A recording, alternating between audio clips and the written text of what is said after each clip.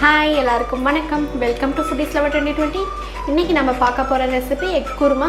இந்த சேனலை நீங்க ஃபர்ஸ்ட் டைம் பார்க்கறீங்கன்னா மறக்காம Subscribe பண்ணிக்கோங்க. வாங்க இப்ப வீடியோக்குள்ள போகலாம். இன்னைக்கு முட்டை குருமா செய்ய ஒரு 7 முட்டையை வந்து நான் வேக வச்சு எடுத்து வச்சிருக்கேங்க. அதே மாதிரி பாத்தீங்கன்னா தேங்காய் பேஸ்ட் ரெடி பண்ணி வச்சிருக்கேன். இதுல வந்துட்டு ஒரு 1/2 கப் தேங்காய், 1 ஸ்பூன் வந்துட்டு சோம்பு, அப்புறம் வந்துட்டு ஒரு 1/2 ஸ்பூன் வந்து கசகசா போட்டு நான் வந்து அரைச்சு எடுத்து வச்சிருக்கேங்க. இப்போ நம்ம தாளிச்சு விட ஆரம்பிச்சிடலாம். இப்போ வந்து கடாயில் வந்துட்டு எண்ணெய் காய வச்சுருக்கேங்க. நான் வந்து கடலெண்ணெய் யூஸ் பண்ணியிருக்கேன். கடலெண்ணெய் வந்துட்டு ஒரு 3 ஸ்பூன் அளவுக்கு ஊற்றிக்கலாம். இதில் வந்து தாளிப்புக்கு வந்துட்டு ஒரு பிரியாணி இலை, 3 கிராம்பு, 3 ஏலக்காய், ஒரு பட்டை வச்சுருக்கேன். அதை சேர்த்துக்கிறேன். அது நல்லா பொரிஞ்சதும் வெங்காயம் வந்துட்டு ஒரு பெரிய வெங்காயம் வந்துட்டு சின்ன சின்னதாக கட் பண்ணி வச்சுருக்கேங்க. ஒரு கொத்து கருவேப்பிலை வச்சுருக்கேன், 2 மிளகாய் வச்சுருக்கேன். அதை சேர்த்திக்கலாம். இப்போ வெங்காயம் சேர்த்தாச்சுங்க. இது கொஞ்சம் கலர் மாறுற வரைக்கும் நம்ம வந்துட்டு வதக்கி விட்டுக்கலாம்.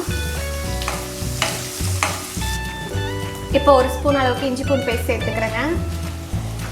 இஞ்சி பூண்டு பேஸ்ட் இல்லைன்னா நீங்கள் வந்து தேங்காய் அரைக்கும் போதே அதில் வந்து இஞ்சி பூண்டு போட்டு அரைச்சிக்கலாம். இப்போ இது பச்சை வாசனை போகிற வரைக்கும் வதக்கிக்கலாம்.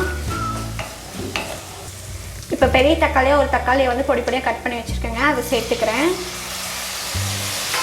சின்ன தக்காளியாக இருந்தால் 2 தக்காளி சேர்த்துக்கோங்க. இது வந்து நீங்கள் அரைக்கும் போது கூட சேர்த்து அரைச்சிக்கலாம். நான் வந்துட்டு வதக்கிக்கிறேன். தக்காளி வதங்கினதும் நம்ம மசாலாலாம் சேர்த்துக்கலாங்க. மஞ்சள் தூள் வந்துட்டு ஒரு 1/4 ஸ்பூன் எடுத்து வச்சுருக்கேன். நான் வந்து காஷ்மீரி சில்லி பவுடர் யூஸ் பண்ணுறேங்க. அதனால 1 ஸ்பூன் வச்சுருக்கேன். உங்கள்கிட்ட தனி மிளகாய் தூள் இருந்ததுன்னா ஒரு 1/2 ஸ்பூன் இருந்தால் போதும். மல்லித்தூள் வந்துட்டு ஒரு ஸ்பூன் வச்சுருக்கேங்க. கரம் மசாலா ஒரு 1/4 ஸ்பூன் வச்சுருக்கேன். இதை சேர்த்துக்கலாம். இதை சேர்த்துட்டு ஒரு தடவை நல்லா கலந்து விட்டுடலாம். மசாலா கலந்து விட்டதுக்கப்புறம் இதில் கொஞ்சமாக லைட்டாக தண்ணி ஊற்றிக்கிறேங்க. இது பச்சை வாசனை போகிறதுக்காக. இது தண்ணியை சேர்ந்து எல்லாம் ஒன்றா வரட்டும். இப்போ பாருங்கள், ஊற்றின தண்ணியெல்லாம் சுண்டிருச்சுங்க. எண்ணெயெல்லாம் நல்லா பிரிஞ்சு வந்துருச்சு. இந்த ஸ்டேஜில் வந்துட்டு நம்ம வந்து அரைச்சி வச்சுருக்கோட பேஸ்ட்டு அதை சேர்த்துக்கிறேன். இதை சேர்த்து ஒரு தடவை நல்லா கலந்து விட்டுக்கலாங்க. இப்போ தேங்காய் பேஸ்ட் சேர்த்து நல்லா கலந்து விட்டாச்சுங்க. இப்போ இதுக்கு தேவையான அளவுக்கு தண்ணி ஊற்றிக்கலாம்.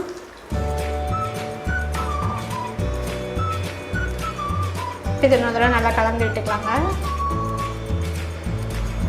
தண்ணி ஊற்றி கலந்து விட்டதும் நம்ம இதுக்கு தேவையான அளவுக்கு உப்பு போட்டுக்கலாங்க. கொஞ்சம் வாட்டரியாக இருக்க மாதிரி பார்த்துக்கோங்க. அப்போ தான் வந்துட்டு கொதிச்சு வரும்போது சரியாக இருக்கும். இப்போ இது நல்லா கொதிக்கட்டுங்க. இப்போ குழம்பு நல்லா கொதிக்க ஆரம்பிச்சிருச்சுங்க. இந்த ஸ்டேஜில் வந்து நம்ம வேக வச்சுருக்கோம்ல முட்டை, அதை சேர்த்துக்கலாம். முட்டையில் பார்த்திங்கன்னா நான் இந்த மாதிரி வந்து ஸ்லிட்டு போட்டு வச்சுருக்கேங்க. மசாலா வந்து நல்லா இறங்கும்ட்டு. இது ஒன்றா சேர்த்துக்கலாம். நீங்கள் வந்து ஹாஃபாக கட் பண்ணி கூட போடலாங்க.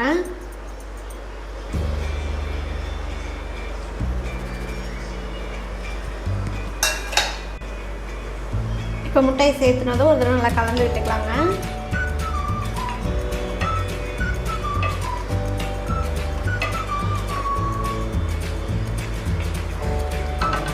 மீடியம் ஃப்ளேமில் வச்சு இன்னொரு 10 நிமிஷம் வந்து நல்லா கொதிக்க விட்டுலாங்க, பச்சை வாசனை போகிற வரைக்கும். இப்போ பாருங்கள், ஒரு 10 நிமிஷம் நல்லா கொதிச்சிருச்சுங்க. எண்ணெய்லாம் நல்லா பிரிஞ்சு வந்துருச்சு. நம்மளோட முட்டை குருமா சூப்பராக ரெடி ஆகிடுச்சுங்க. இந்த ஸ்டேஜில் வந்து நம்ம கொஞ்சமாக வந்துட்டு கொத்தமல்லி தூவிக்கலாம். அவ்வளோதாங்க, நம்மளோட சூப்பரான எக் குருமா ரெடி ஆகிடுச்சு. இது வந்து சப்பாத்திக்கு, இட்லி, தோசைக்கெலாம் நல்ல ஒரு காம்பினேஷனாக இருக்கும். கண்டிப்பாக இந்த ரெசிபியை ட்ரை பண்ணி பாருங்கள்.